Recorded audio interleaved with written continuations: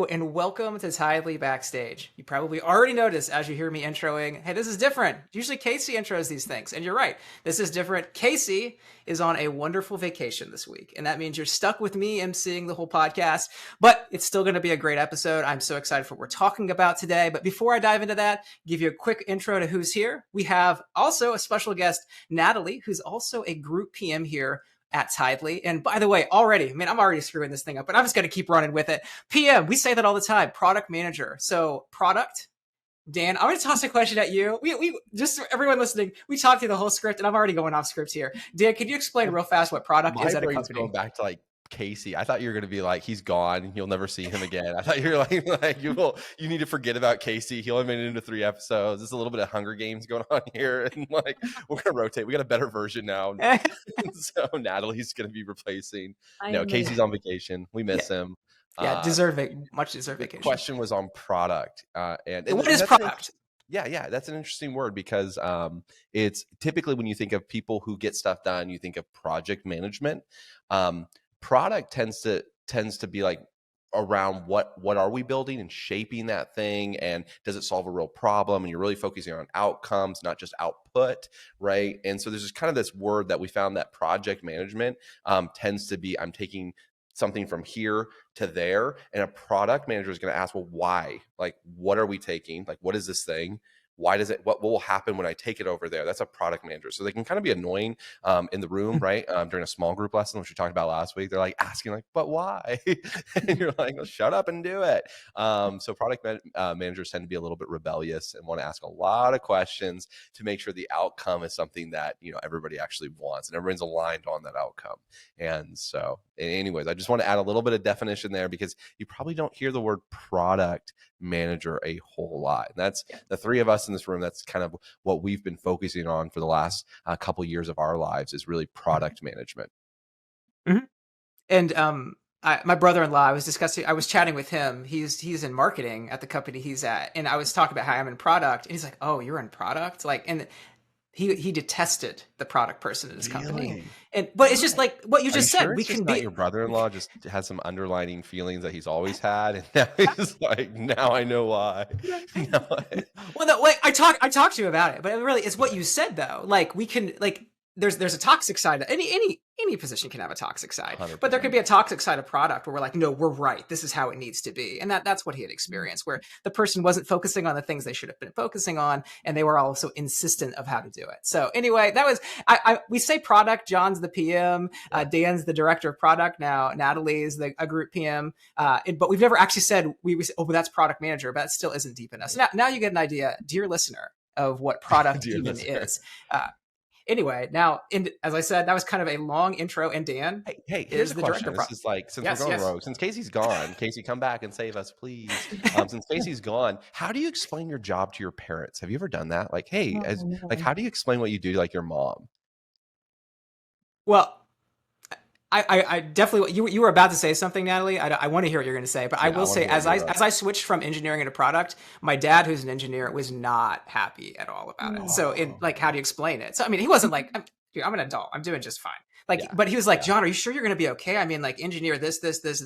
So it is interesting. It actually can be a difficult thing to explain, even as you listeners are hearing us try to describe what product is to you. It's the same on all levels. My parents have no idea what it is. So I agree. It's a difficult one to explain. It's a little abstract. We're trying to convince everyone that we're adding value. No, I'm kidding. Mm-hmm. But my sister, she's a lawyer and she's very smart, but she asks me all the time, so are you the one developing, the software? She says my sister creates software. And so, I think there's a misconception, especially when you're in product management from a technology capacity, that you are technically contributing to the product itself. So It's always a little bit hard to explain. I always say it's kind of like you're an entrepreneur and you own the success of either that feature, that component, or, that overall product. And so that's how I try to explain it, but it is a little abstract for people, I think. Yeah. Most people, I say what I do and they're like, oh, do you code? And I'm like, no. And they're like, oh, so you pretend to be a product. Right. I'm like, no, that's not. Oh, okay. All right. We'll just shut up and, I'll eat my turkey for Thanksgiving, and I'll add to the conversation someplace else. But it can be hard. It can be hard. John, I did not know your dad was an engineer, so that makes a lot of sense. So. Yeah. Is he also is he a computer science engineer? Is he an electrical engineer? What kind? Well, some of all of it. But I will say he was a pocket protector engineer is what he was and is. My Oh. dad's alive. I say it like he's dead. My dad is alive. I love him to the moon, but whew, he is an engineer. When I talk to people about like the way I am and my nuances, they're like, "Oh, you didn't stand a chance," because I'm so much like my dad. Oh, anyway, I'm gonna bring it in. I'm gonna bring it in. Bring it in. We got a question. We got a question of the Casey, week, like we always have. back. Yeah. Yeah. Yes. My question of the week for you all is name a product or feature that you've seen in the wild that feels completely unnecessary. Okay, I'll jump in here and go first because when I read this question, we believe it or not, we prep for this podcast, like go figure, and so we actually do put time into thinking through what we're going to talk about. But when I saw this question, I thought, oh my goodness, this takes me back to 1997. I'm a young teenager. And I'm opening up my dad gets a computer for Christmas, and we all stand around this computer, and he's like, there's a software called Word and Excel, and it's gonna, right, it's this big deal, and I have these training DVDs we can watch, it's like, wow, this is gonna be next level. And when I open up Word, I had a little assistant in the bottom right hand corner named Clippy who popped up and would continue to pop up every single time I opened up Word, and every time I typed in something, Clippy would pop up and be like, "Are you sure?" And by the end, all of us wanted to murder Clippy at some point in our lives, but I think Clippy was completely unnecessary to the point of being incredibly annoying. And so, like, worst product feature ever. Something I love about this story is there's a book I read recently. I don't know whether it was Hard Thing About Hard Things, Ask Your Developer. One of those books that talked through Slack trying to figure out the onboarding flow and something similar to Clippy that would walk you through that process. I mean, this is they were talking about years ago building it, but it was cool hearing about like as they ran into the same sort. And they don't even reference Clippy, but it makes me think of that because Clippy is this kind of thing that's never a non-ending onboarding into Microsoft products, which is sounds scary in and of itself, but like getting to hear like the kind of thought that should go into that and just like scrapping it was really cool to hear of like how Slack went through that same process. I remember it was the Xbox team, right? It was kind of complicated to get on board, and they sat down with the executives, and we have this onboarding, helper. And the guy by the end of the presentation, he was like one of the executives. He's like, "We just rebuilt Clippy into the Xbox, it was part of the Halo games, right? So they were trying to onboard the Halo games, and they're like, we just rebuilt Clippy, like kill it now."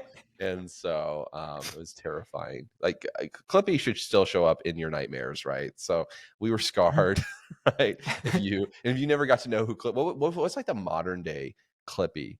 Like I think of and if you want to go gaming, it's like Ocarina of Time and like Link. That's literally what I thought. Hey, Link, hey, listen. hey. Yep, man. Guys, that is just. Yep. Right over my head. Aren't you glad to be on a podcast with two guys making noises like that's great? Yeah. Gamers, man. Oh my goodness. So, and that's not even modern. Like, how old is Zelda Ocarina of Time? That's like our childhoods. Yeah. So, anyway, we played a little bit of video games. It's okay. So, but yeah, what are some of your guys's like things that you've seen in software that are totally non-necessary? I took a little bit of a different approach to this question because I feel like I've seen, products both physical and software wise that are unnecessary, but they make a profit. So sometimes things that are kitschy end up, working out. Mm-hmm. So I was more thinking about things that I have purchased or that I have utilized that have been complete waste of time and money. So for me, I come from a background in working in a startup and then also just kind of trying side hustles. And I've spent a lot of time and energy and money around different marketing tools. So if you've ever tried to grow a social media following, there are different apps and tools out there to, get more followers where you're effectively paying for bots. So don't do that because they're not going to watch your sermon and they're not going to buy anything from you. So I've fallen down that tunnel, in different ways. Pay per lead. There's a lot of things you can kind of get stuck on from a marketing perspective. But yeah, so those were mine. Mm-hmm. And you touched on even the app space, and mine is like deep in the app space. My background is in mobile, and I spent 10 years developing there, but it wasn't always in the church space. It was just like Mhm. fiddling around trying to figure out like what should be built.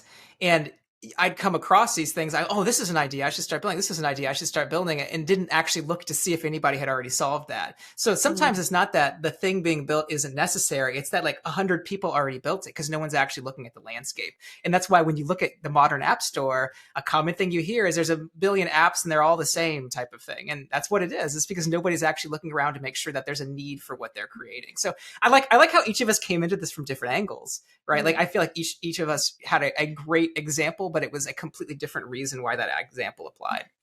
John, when your friends and family figured out that you were developing apps, did everyone that you ever knew come to you with random ideas about, I have an idea for this, and I want to Mhm. build that? Oh, I'm sure you got yes. inundated.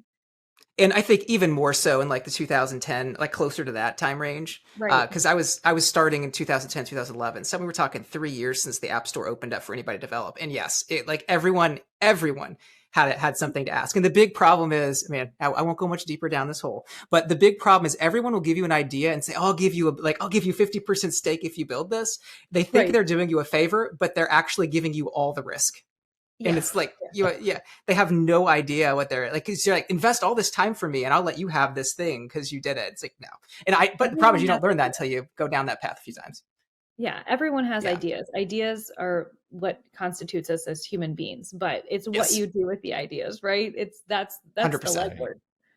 Right. Yes. So, man, and this as I hoped it would, but it did much better than I thought it would. This leads perfectly into like what we want to discuss now. So that was Mhm. our question of the week. Now, the discussion for this week, which will lead into a number of additional questions, is really surrounding the discovery process here at Tithely. And Mm. that discovery process really revolves around problems, finding ideas to solve those problems, and defining outcomes, which we'll talk about more. But before even going into that, I would love some history around how we developed our processes surrounding discovery and really the idea process here at Tithely, which, by the way, we'll talk about in much more detail on a wider scale of everything we do, but we're just zoning in today on the discovery process surrounding problems and ideas.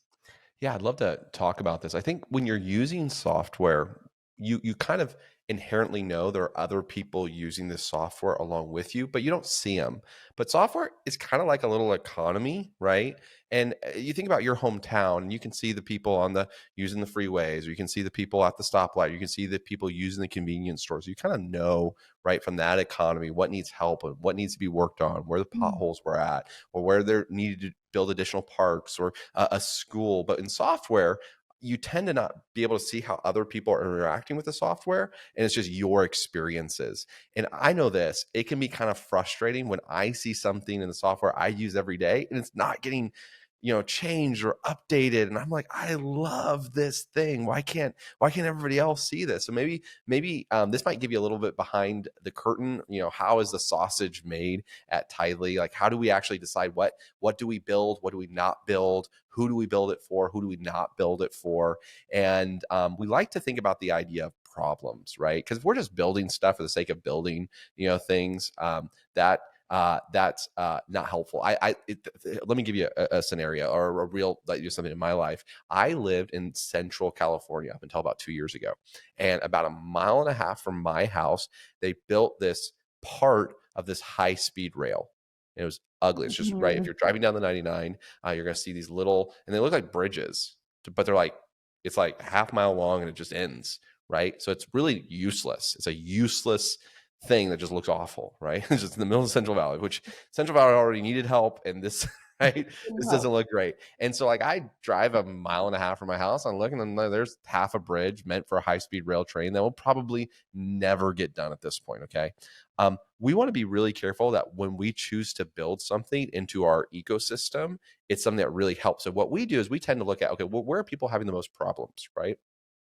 And what we want to do is say, how many problems, right? What problems can we solve that will have the most impact for the least amount of effort, right? Because Mhm. if right, we could solve some really big problems. You're right, Dan. They have an impact, but we could spend years solving those problems, and it really is. I mean, we're building very complex systems. At this point, we have about 37,000 churches who use Tithely every week to help manage their church, to send out messaging, to run their giving. I mean, it's amazing. And so what we really have to do is be wise stewards of all of those churches' needs and make sure the right thing. So what we tend to look at is, okay, what are real problems that are happening? As we kind of see, we have software that kind of looks into this, and we can kind of identify from support tickets, Canny. Some of you know what I'm talking about. Some of you are like, man, I've never heard of that Canny thing. Well, that's where you can kind of jump in, give you an idea, and see if all of the Tithely users kind of agree with that, and they can kind of upvote it.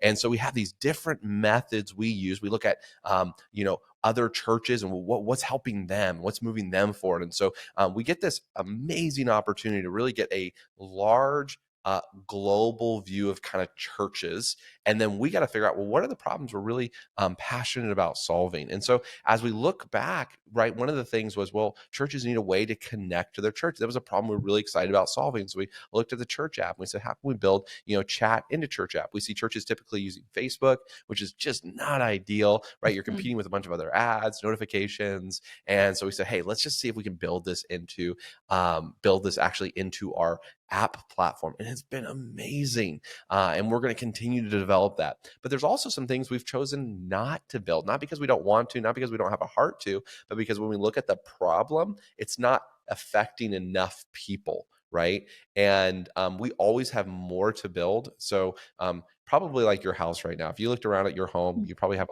a list sort of like me. There's a lot to do. And so it really comes down to prioritizing, what to do. I went from my last house I actually had built, which was wonderful. So if anything broke, it was under warranty. I could just send it off to the builders and they come in with a crew. Recently I moved out to Indiana and I bought a house that was built in 1998. And my son Jackson, who's 11, whenever something breaks down, he's like, "Yep, that's why the last people sold it, Dad. That's why they sold it. The washer and dryer broke. That's why they sold it. The hot water heater went out. That's why they sold it." So every time, like he's like, "That's why they left." But so there's always things that we're trying to do here, but we got to prioritize them. So we typically look at what are the biggest problems that all of our users are kind of collectively facing, and what are the things that have the most impact, as we can really do a lot with the least amount of effort. And that means the quantity of problems we solve goes up. And that's just a basic formula in how we build what we build. And then we also want to be innovative. So we also kind of look at it and say, okay, are these problems also being innovative? Are we really helping to move the churches forward? And so we're also looking at those aspects. But if you're ever kind of like, well, who gets to pick? Who's the person who picks all the new features? Well, you do through your usage of the app, right? We actually look at all of this. So it's actually you, and we kind of surface that data collectively, and then we make decisions based on that. Okay, so I love that, Dan. First of all, my husband and I were talking this morning about our priority list of house enhancements.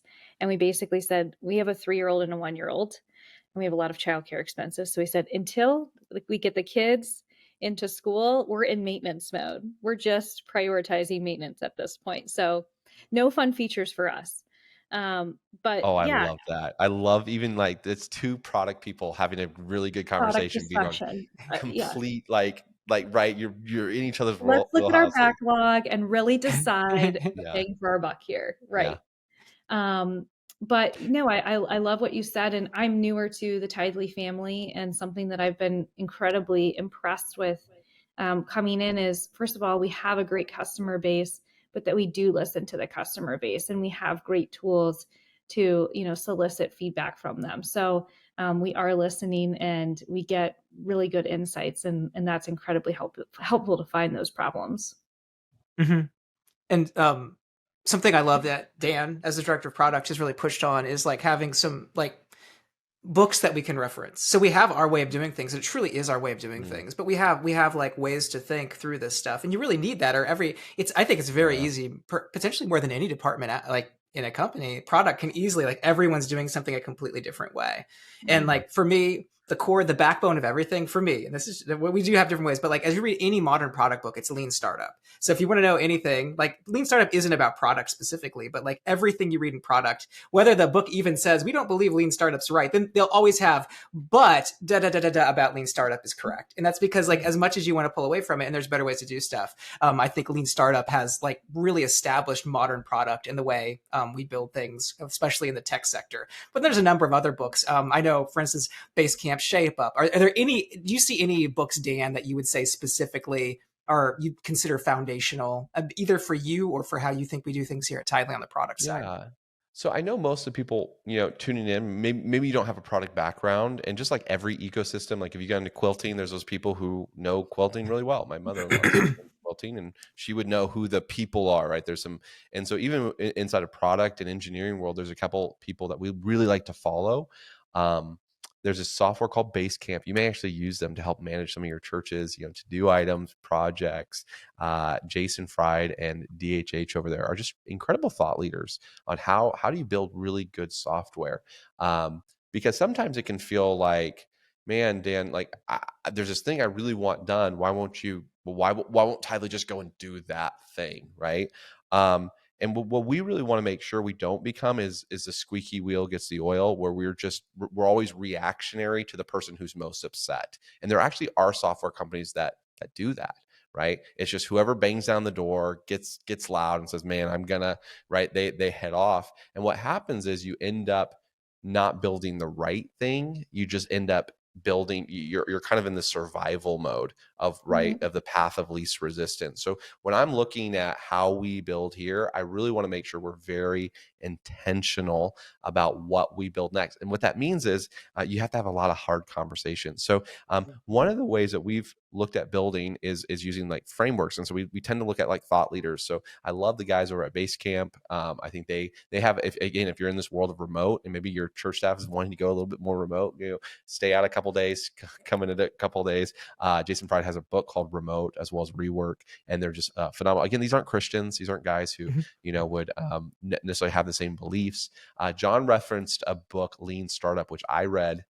Oh my goodness.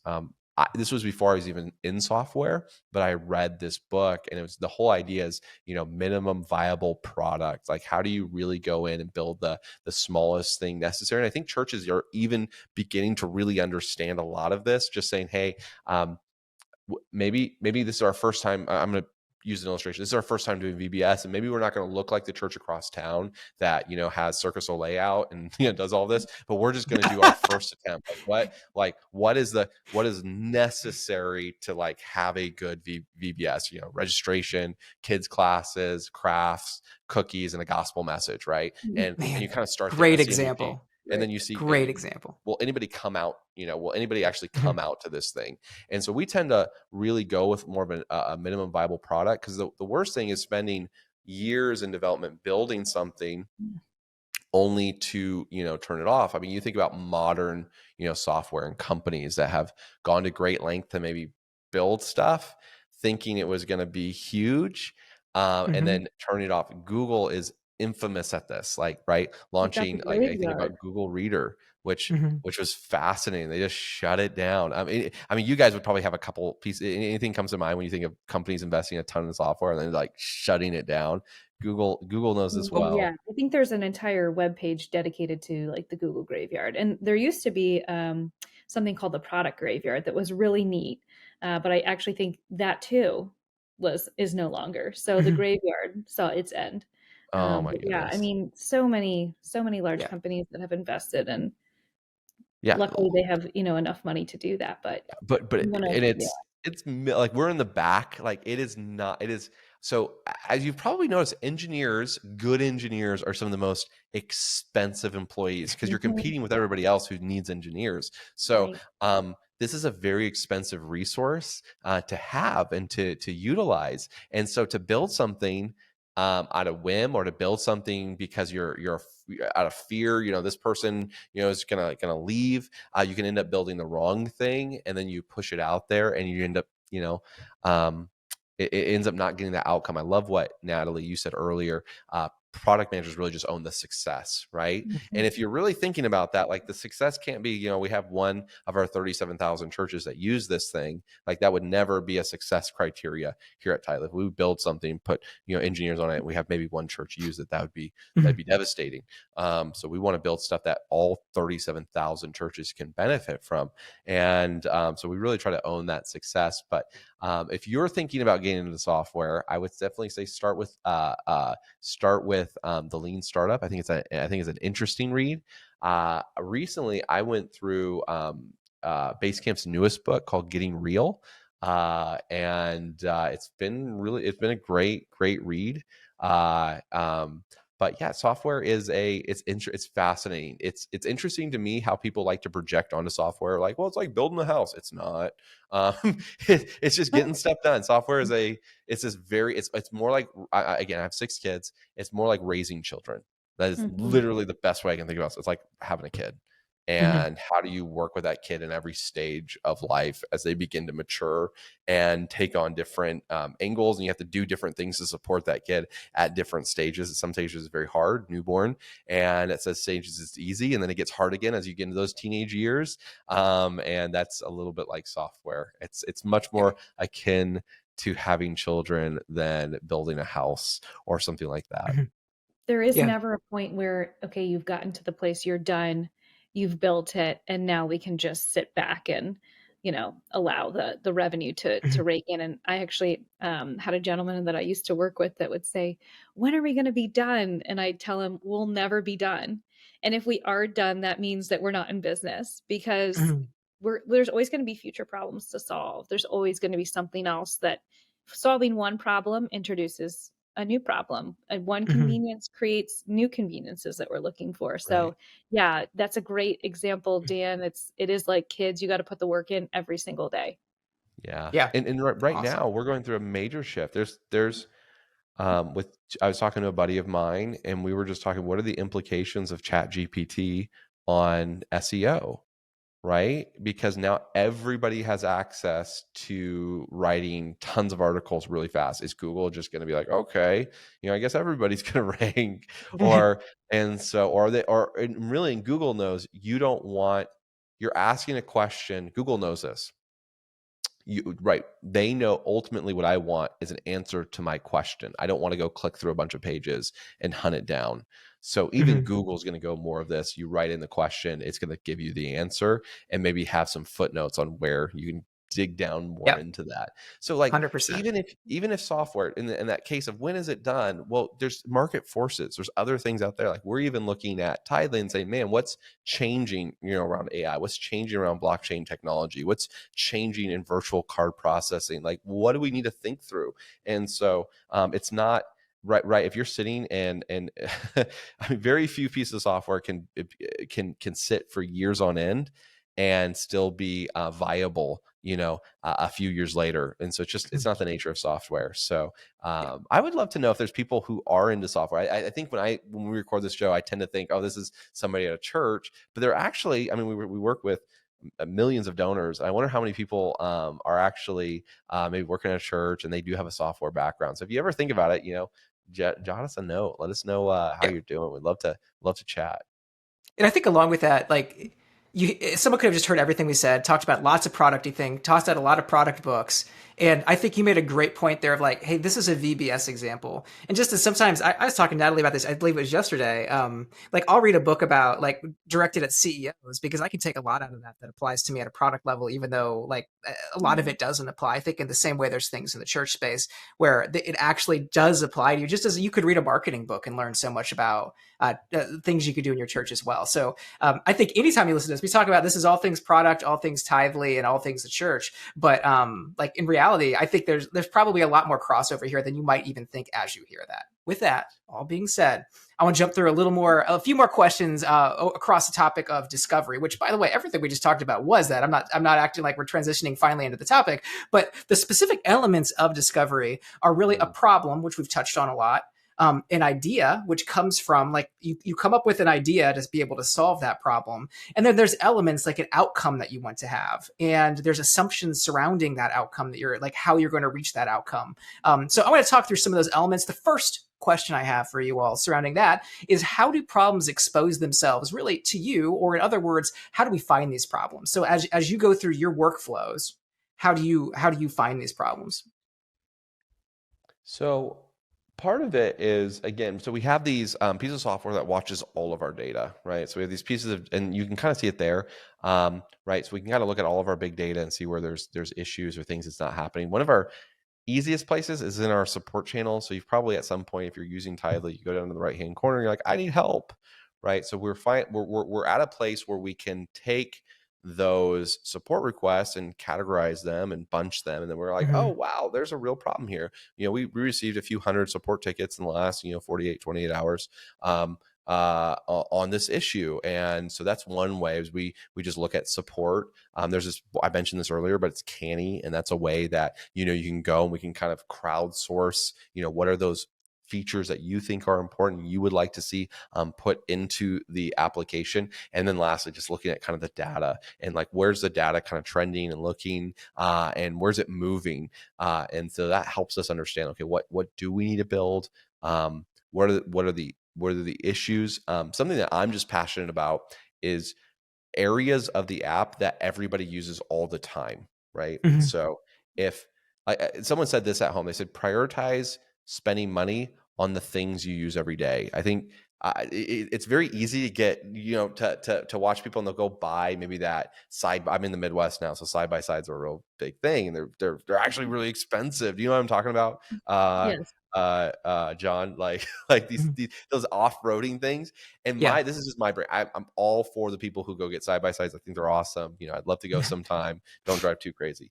But I think, man, I'm going to spend tens of thousands of dollars on the side by side. I'm going to use it maybe 50 times a year, but there's no way. Okay, let's say twice a month, right? So 24 times a year. I might have it for 3 years.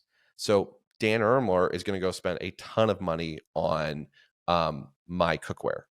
So I have very nice cookware because I use it 3 times every day. So I have all clad, which doesn't mean that somebody out there is like, yay, this guy gets me. Everybody else is like, this is weird. Why this podcast just went off? Like, when did they yank this guy off the air? But right, I use those every single day, and I'm like, I don't ever want to have to buy new cookware, and so I bought all clad, and they're gonna last forever.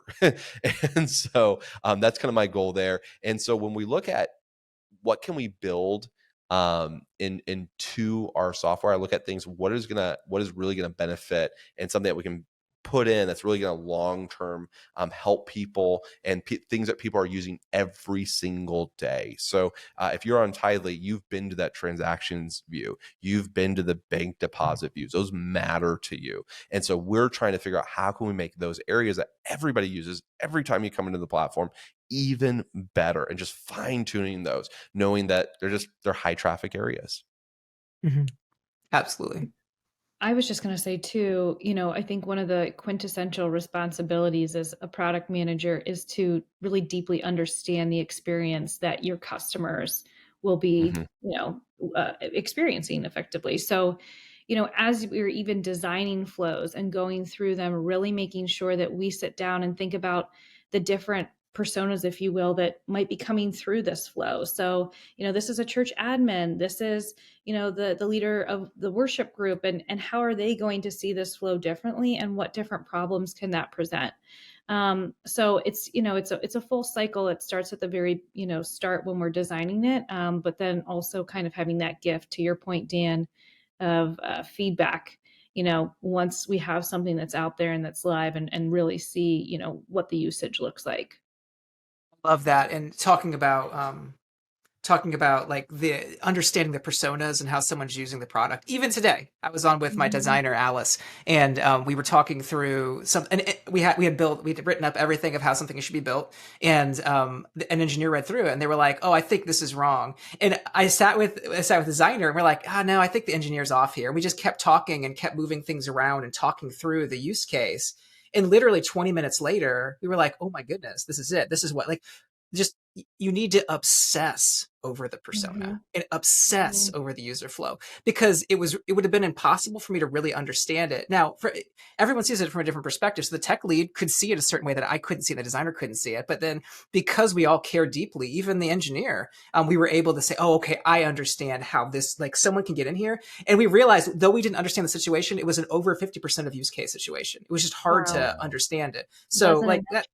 Yeah. No, we started off, like, the designer and I were like, oh, this must be an edge case. But then as we worked through it, it was absolutely over a 50% use case. So it's really cool. And that's where you really need to have that passion and care. Man, you knocked it out, Natalie. You're right. That's exactly what it is. So I'm going to just keep pushing this thing forward. We talked about the problem. So we get a lot of problems. So a lot of what we refer to here were problems that are going to become something. But so many problems, like all of us right now, I'm sure the three of us and anyone in product, we have hundreds of problems in the back of our head. Yesterday, I was on a call, and just to show how much we do care, everything Dan said is correct. We have canning, but we also have meetings. I was on a call with CEO Dean Sweetman, COO Frank Berry, an hour and a half call that was supposed to be 45 minutes, because it was just talking through, no, it's not Tithely's burning or any problems. It's just we care deeply about the different problems and how we're going to solve them. And that's what it was. And that's why I'm saying I really have 100 problems in the back of my head. They're not fires. They're things we want to be able to solve for customers. Yeah. So as you have all of these, how do you decide what goes from being a problem to becoming an idea that you're actually going to start working on and investing or asking to invest company time into? So, right, what we want to do is, as PMs, right, because we sit on hundreds of these, right? There's, in every piece of software, there's literally hundreds of problems that need to be solved, not because the software is dysfunctional, but, and again, part of product is we like to phrase things as a problem rather than a feature or a nice to have, right? So if you're like, Dan, that's scary, why does your software have hundreds of problems? Again, I love kind of, it's because it has users, Dan. Yeah. It has users. Has people, has wicked people, sinful people. No, churches like understand that. like, well, why is churches messed up? Because they have sinful people on them. So part of kind of our thinking when we're going into planning out as far as what actually gets built is we'll take it and we'll take all these, we kind of start them as ideas or these little seeds, these little nuggets of what could sprout into like a big feature within the software package. But we started as an idea, and those kind of bubble up to our group product managers, which are John, Natalie. They bubble up to you, and you'd say, "Man, that's a really good idea." And then you would ask similar questions. You know, what's the reach of this thing? And does it help one customer? Does it help 100% of the customers? What's the impact of this thing? Is it something that's like nobody's gonna notice once we launch, or is it like everyone's gonna storm the gate saying, "Thank you, Tithely. This is exactly." You're gonna say, well, what's the effort around this thing? Like, how much is it something we can do in a week, in a month, in a year? Like, what's the effort and how confident? Like, if we actually go and build this thing, are you going to get to the end of this project that's 12 to 24 weeks and like, well, we made a good try and now we have to shut it all down because it really didn't work the way we thought it was? And so that we basically start an idea, we go through those kind of general like filters to get to it, and if at the end of it John and Natalie are like, yes, that's exactly what we need to do, let's move forward, then it'll typically bubble up to me and they'll make the case to me to say, let's do this. Then we'll go and we'll actually spend some more time researching it, and we'll put it to what we call kind of like a pitch, right? Because we're about to pitch this to what we call our internal stakeholders. That's the CEOs, the other department heads. And so we have these pitches written out and we're saying, hey, these are the big, right, impact solving problems that we can go after and we can work on over the next quarter. And we actually have them come in and vote on those things, right? And the things that get voted on, that's how they get prioritized. We're gonna work on this first, then this, then this. And from there, they go to the developers who write out entire docs and designers who do all of these amazing screens for it. And then it goes into production. And then somewhere around, 2 to 24 weeks later, depending on the size of the product, some are big, some are small. It actually releases into the wild, into Tithely. And you say, man, that sounds really aggressive. What we're really trying to do is make sure we save that developer's time. It's such a valuable resource. We have to work really hard to get the talented developers we have here at Tithely. It's actually a really big deal. And so what we want to do is make sure their time is being put into not speculative development, like, hey, this sounds good, you want to go build it. We want them, when they're working on something, to know what the outcome is, because that's going to empower them. We want them to love doing what they do. And so we spend all that time up front making sure they are working on high impact projects. And so that's kind of, in a nutshell, how we go from an idea all the way to let's get this thing rolled out and at a next event. Awesome. I think I said we all have problems in the back of our heads, and I think we all have like problems that we're starting, like they really start to, they stick. Like, oh, this actually is one that I could really solve. And honestly, there was even when I've talked to you as you started getting in the flow, Natalie, even about ones that get me really excited about things we could do that I think would be high impact for customers. And what's really fun is like, as those start, as you realize this problem is going to be a big one, you just start really, we talk about like obsessing over it. And it's true, like the people that truly like have that product built inside of them, I think really you get this thing where you're like, oh my goodness, this is it. And even Dan and I have had one that, no joke, years we've had this problem that we've talked about. And only like recently we've really started coming across a solution. It's an exciting time as you get to this problem becomes an idea stage. And you're like, oh, this is good. And even Dan talked about like, I have a group of people that I get to work with and they bring ideas to me. We determine if we move forward and then it bubbles up to Dan. And like, we're in that stage now where Dan and I are getting really excited about working towards it. But like, I bring this full circle to even like, why does Tithely work on what they work on? Like there's so much thought going through, like through everything here. And it all does. I love, Dan, you said it's you listener are the ones that make the decision. I think really the best thing to take away from this as we bring this to a close, because we're through our 40 minutes of recording, is that it really does come back to you, whether you're talking to someone in support, whether you're posting in Canny. I will say, if you're in Canny, Casey, you hear Casey hosting this podcast. If you post in Canny and you look at the responses there, that's Casey. It's us. It's us in product who are obsessing over hearing everything you're saying on a feature request level. And we want to respond to everything you say, because it like you are helping us by telling you your problems, because that's really why we exist in the position we're in now. And even more special about how we get to help the church. So I hope you've enjoyed this episode. As we've said, this podcast, Tithely Backstage, all about, we say, product, the church, and Tithely. And hopefully you even more, as we talk about things like books that seem like they don't apply, you get an understanding of how everything does really apply. And this hopefully can help you understand how Tithely is doing our best to be able to help your church, be able to serve the members of your church, to help connect them with God. Thank you for joining us today. Have a great day. Have a good day.